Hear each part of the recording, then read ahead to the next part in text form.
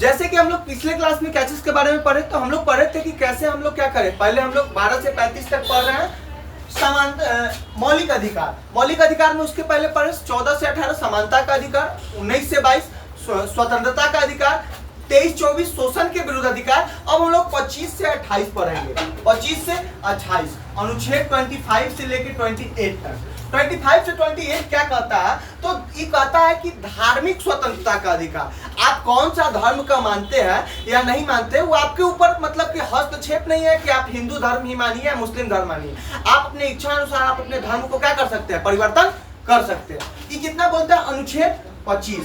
अनुच्छेद 25 कहता है,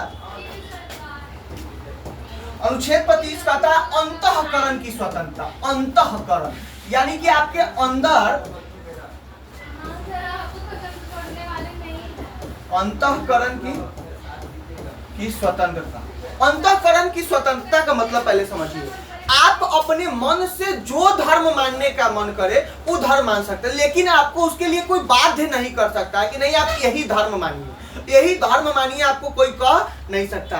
आपके अंतःकरण के ऊपर है कि आप मानिए या नहीं मानिए। अनुच्छेद क्या कहता है, 25 कहता है। ये और क्या कहता है, तो ये और कहता है कि आप अपने धर्म को क्या कर सकते हैं, कोई भी धर्म अपना सकते हैं, आचरण कर सकते हैं किसी भी धर्म के अनुसार। आचरण जैसे कि आप क्या कर सकते हैं, आप टोपी लगा सकते हैं व्हाइट वाला, आप क्या कर सकते हैं, कृपान रख सकते हैं सिख धर्म धारण करके, आप क्या कर सकते हैं, सिंदूर लगा सकते हैं महिलाएं हिंदू धर्म में। मतलब कि आप किसी भी धर्म को आचरण कर सकते हैं, आप अपने धर्म की प्रचार भी कर सकते हैं। जैसे कि धीरेन्द्र शास्त्री देखिए, वो क्या कहता है, हम अपने धर्म को क्या कर रहे हैं, प्रचार कर रहा है। मतलब कि कहीं ना कहीं आपका क्या है, फंडामेंटल राइट है, मौलिक अधिकार है। ये क्या चीज है, अनुच्छेद 25, कोई दिक्कत नहीं। अब देखिए 26 क्या कहता है। 26 ये तो अंतःकरण हुआ, यानी कि इस पे आपका खास व्यक्ति, आपका सिर्फ असर होगा। आप कोई भी धर्म मानिए, उससे आपका बगल वाला का कोई असर होगा नहीं होगा। लेकिन अनुच्छेद 26 यहीं पे देखिए क्या कह रहा है। अनुच्छेद 26 धार्मिक मामलों का प्रबंधन करने का अधिकार। धार्मिक मामलों में प्रबंधन करने का अधिकार। प्रबंधन यानी कि व्यवस्था। अब जैसे कि मान के चलिए, आप कहीं पे आप देखते होंगे रमजान के समय क्या किया जाता है, कहीं पे क्या कर दिया जाता है, देखते होंगे कि कहीं पे व्यवस्था कर दिया जाता है कि आप कहाँ पढ़िए, रास्ता रोड पे भी रमजान पढ़ सकते हैं। दुर्गा पूजा के समय देख सकते हैं क्या क्या किया जाता है, पंडाल रोड पे ही लगाया। तो ऐसा नहीं कि धार्मिक बैर कर रहा है, ये आपको स्वतंत्रता मिला, फंडामेंटल राइट मिला कि जब संख्या, अब देखिए उस समय संख्या ज्यादा रहता है। अब इसमें कोई विशेष प्रावधान अगर आप कट्टरता के नजर से देखिए तो वो अलग बात है, लेकिन आप प्रेम के नजर से देखिए तो आप देखिएगा कि क्या है, ये आपका फंडामेंटल राइट है, मौलिक अधिकार है। अनुच्छेद 25-26 क्लियर। 25 देखिए क्या 25 क्या बोला, तो आपका अंतःकरण की स्वतंत्रता, आप अपने धर्म की प्रचार कर सकते हैं, आचरण कर सकते हैं। 26 क्या करता है, प्रबंधन करने का अधिकार, यानी कि आप कहीं ना कहीं उसका क्या कर सकते हैं, व्यवस्था कर सकते हैं, प्रबंधन कर सकते हैं। आप दुर्गा पूजा के समय जैसे बताए कि वैसे कर सकते हैं, रमजान के समय कर सकते हैं। ये सब क्या हो गया, आपका अनुच्छेद 26 कहता है। अनुच्छेद 27 क्या कहता है,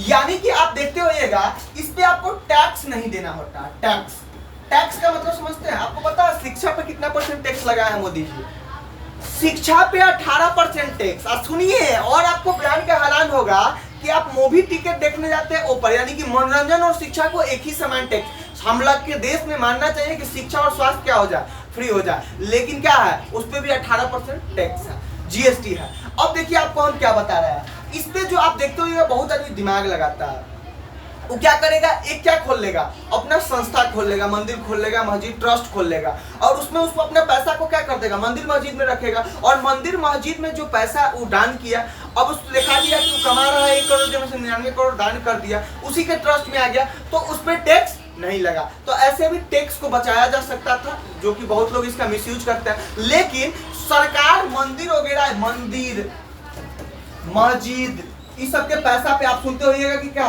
बड़ा बड़ा मंदिर में आप देखते होइएगा कि टैक्स नहीं लगता है, कर नहीं लगता।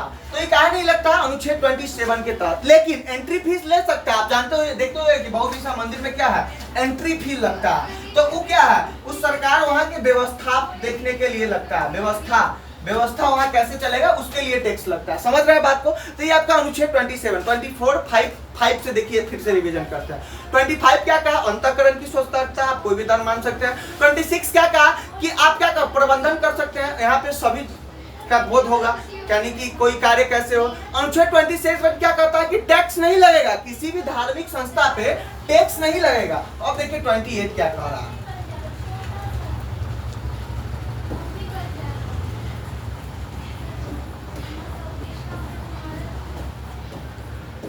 अनुच्छेद 28 कहता है कि कुछ शैक्षणिक संस्थाओं में धार्मिक शिक्षा या धार्मिक उपासना भाग लेने की स्वतंत्रता। कुछ जो शैक्षणिक संस्था है,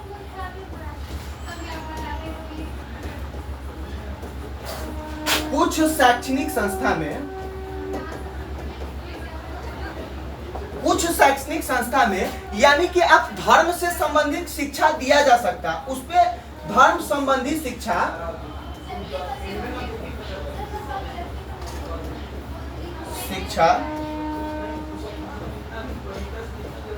दिया जा सकता।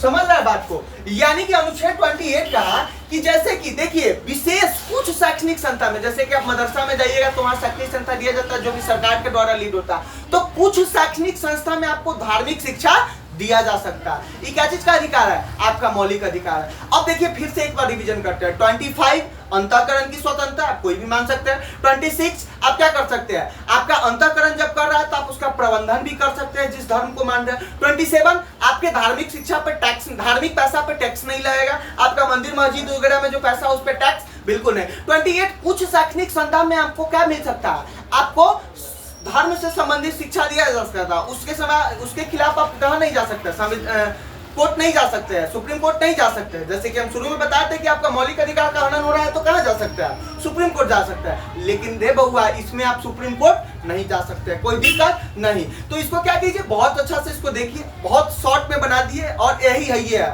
सच पूछिए तो संविधान कुछ है ही नहीं। संविधान इसलिए नहीं बना था, हम तो यही कहेंगे कि जैसे रामायण हर घर में चला था ऐसे ही संविधान हर घर के टीवी में चलना चाहिए। आप लोकसभा पे जाके देखिए, संविधान का 10 एपिसोड बना हुआ है, उसको देख लीजिए, संविधान का बहुत अच्छा समझ में आ जाएगा। और हम कहेंगे सरकार से मेरा गुजारिश रहेगी कि टीवी पे क्या हो, संविधान दिखाया जाए, अपना लोग का अधिकार पता चले, ना कि क्या अलूल जली और गलत चीजें। अब हम लोग मिलते हैं नेक्स्ट वीडियो में, तब तक के लिए आप लोग क्या रहिए, खुश रहिए, मस्त रहिए, अच्छी चीजों को प्रमोट कीजिए। बार बार कहते हैं गर्मी है, अपना ख्याल रखिए, अपनों का ख्याल रखिए और जीवन को शानदार बनाइए। बहुत बहुत शुभकामना, मंगल कामना, धन्यवाद।